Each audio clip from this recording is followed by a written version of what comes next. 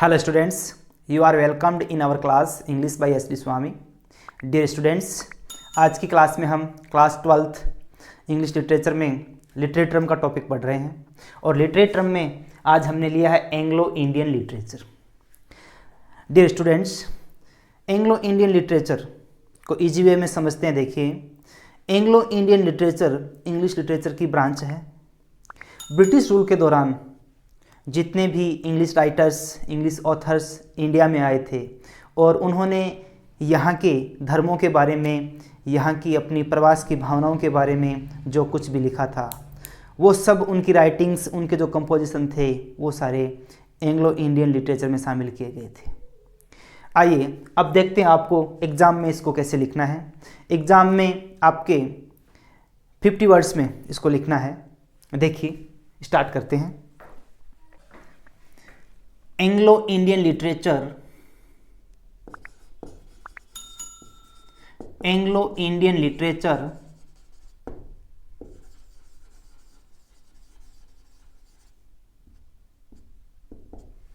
is a branch of English literature।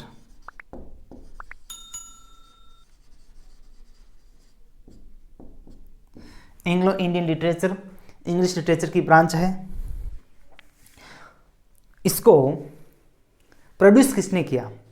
इसको Englishman, जो British लोग यहाँ आए थे, उन्होंने इसको प्रोड्यूस किया था। देखिए, it is produced bye those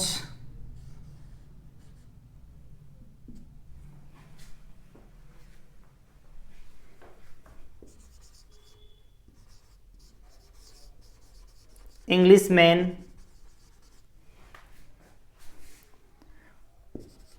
who lived in India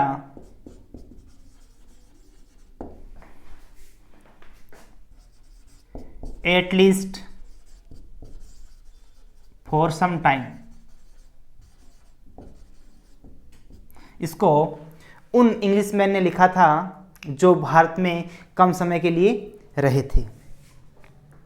अब देखते हैं कि ये लिटरेचर अस्तित्व में कैसे आया। This literature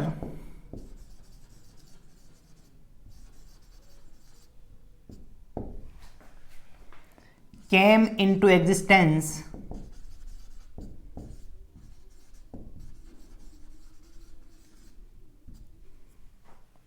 This literature came into existence when Eastern and Western cultures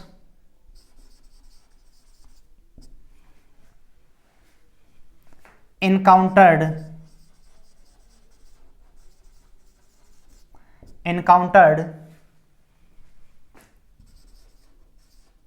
with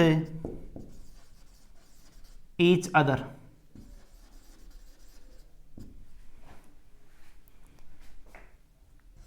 during British rule।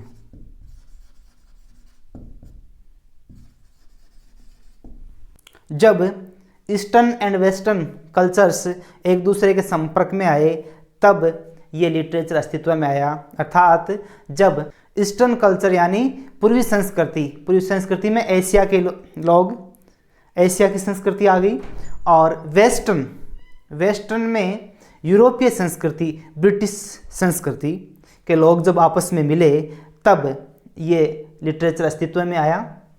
अब पैराग्राफ चेंज करके लिखते हैं।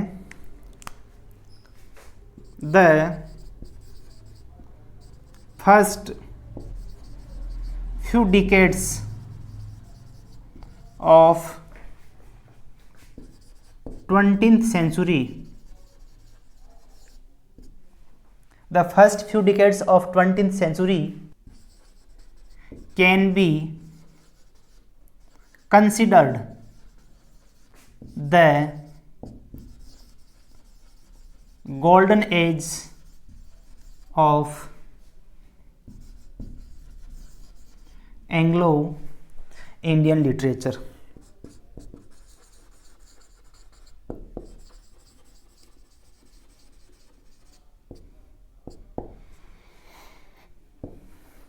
बीसवीं शताब्दी के जो शुरुआती दशक थे उनको इस लिटरेचर के गोल्डन एज के रूप में माना जाता है। आगे देखिए, the greatest author of Anglo Indian literature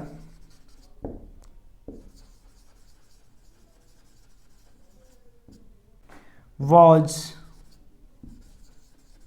Rudyard Kipling.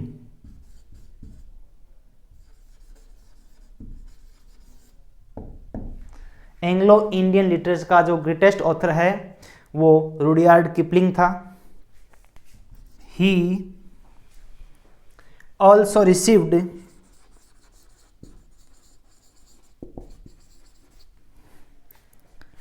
Nobel prize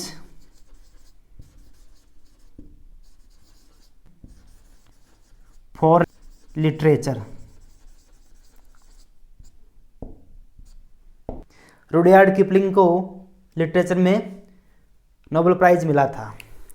अब इसके बाद हम देखते हैं कि ये जो एंग्लो इंडियन लिटरेचर था इसकी मुख्य थीम क्या क्या थी। थीम यानी विषय वस्तु। एंग्लो इंडियन लिटरेचर के जो राइटर्स थे उन्होंने किस किस के बारे में लिखा, देखिए। The major themes of Anglo Indian literature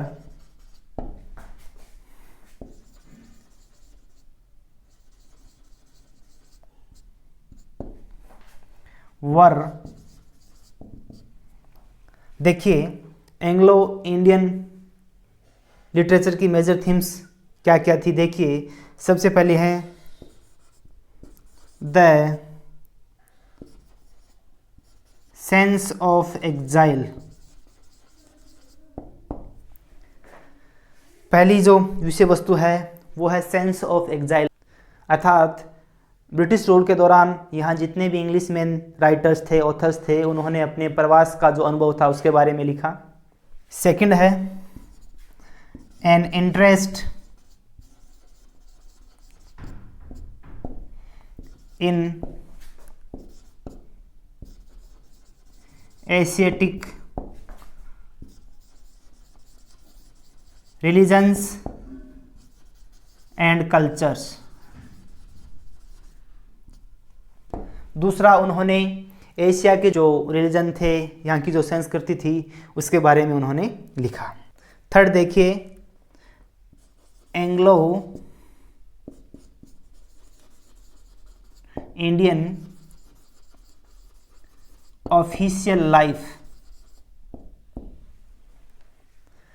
तीसरा, उन्होंने यहाँ के जो राइटर्स थे ब्रिटिश रूल के दौरान के, उन्होंने अपनी जो ऑफिशियल लाइफ थी उसके बारे में लिखा।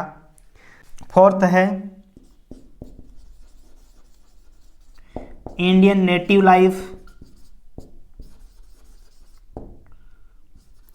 And scenery.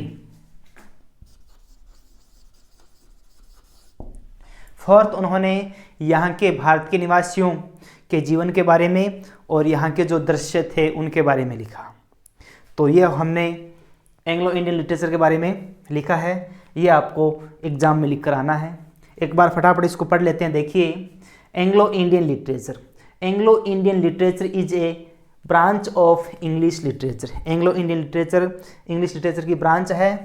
It is produced by those English man.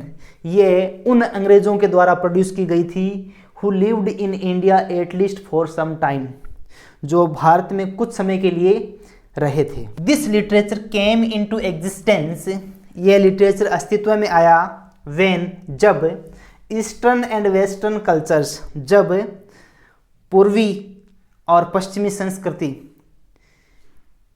Encountered with each other, एक दूसरे से मिली during British rule, British rule के दौरान, ब्रिटिश शासन के दौरान 1947 से पहले, जब ईस्टर्न एंड वेस्टर्न कल्चर आपस में मिले तब ये लिटरेचर अस्तित्व में आया था। The first few decades, decades होते हैं दशक, डिकेड्स यानी दशक, the few decades of 20th century, 20वीं शताब्दी के शुरुआती दशक, कैन बी कंसिडर्ड, माने जा सकते हैं, the golden age of Anglo Indian literature. 20वीं शताब्दी के शुरुआती दशक एंग्लो इंडियन लिटरेचर के गोल्डन एज के रूप में माने जा सकते हैं। The greatest author of Anglo Indian literature was Rudyard Kipling. Anglo Indian literature का जो ग्रेटेस्ट ऑथर था वो रुडयार्ड किपलिंग था।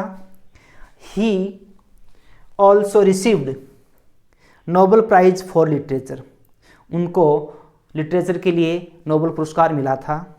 अब देखते हैं कि इस लिटरेचर की मुख्य थीम क्या थी। The major themes of Anglo Indian literature were, इस लिटरेचर की मुख्य थीम थी, देखिए, पहली है द सेंस ऑफ एग्जाइल, प्रवास की या निर्वासन की भावना। यहाँ जितने भी इंग्लिश राइटर्स ब्रिटिश रूल के दौरान रहे थे उन्होंने यहाँ के अपने प्रवास के अनुभव के बारे में लिखा। सेकंड है an interest in Asiatic religions and cultures, यहाँ एशिया के जो रिलीजन्स हैं और यहाँ की जो कल्चर संस्कृति है उसके बारे में उन्होंने लिखा। थर्ड है Anglo Indian official life, Anglo Indian जो इंग्लिश मैन ब्रिटिश रूल के दौरान यहाँ रहे थे उन्होंने अपनी ऑफिशियल लाइफ के बारे में लिखा। फोर्थ है Indian native life and scenery, यहाँ भारत के जो निवासी थे उनके जीवन के बारे में और यहाँ के जो दृश्य थे उनके बारे में उन्होंने लिखा। तो ये इस प्रकार से आपका एंग्लो इंडियन लिटरेचर का ये टॉपिक हमने पढ़ा। और सबसे खास बात यह है कि एंग्लो इंडियन लिटरेचर है वो ब्रिटिश रूल के समाप्त होने के साथ ही इसकी भी समाप्ति हो गई थी। यदि आज भी कोई ब्रिटिश ऑथर यदि भारत के बारे में या भारत के धर्मों के बारे में, संस्कृति के बारे में यदि लिखता है तो वो एंग्लो इंडियन लिटरेचर में शामिल नहीं किया जाएगा। ब्रिटिश रूल के समाप्त होते ही एंग्लो इंडियन लिटरेचर का दौर भी समाप्त हो गया था। आई होप जो हमने पढ़ा ये आपके समझ में आया होगा। आप इसका स्क्रीनशॉट ले सकते हैं।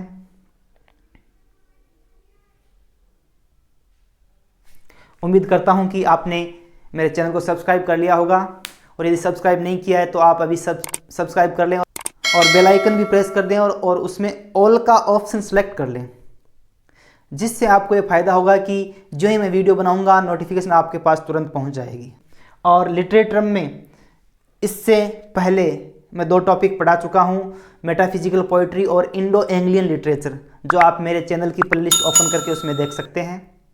Thank you very much.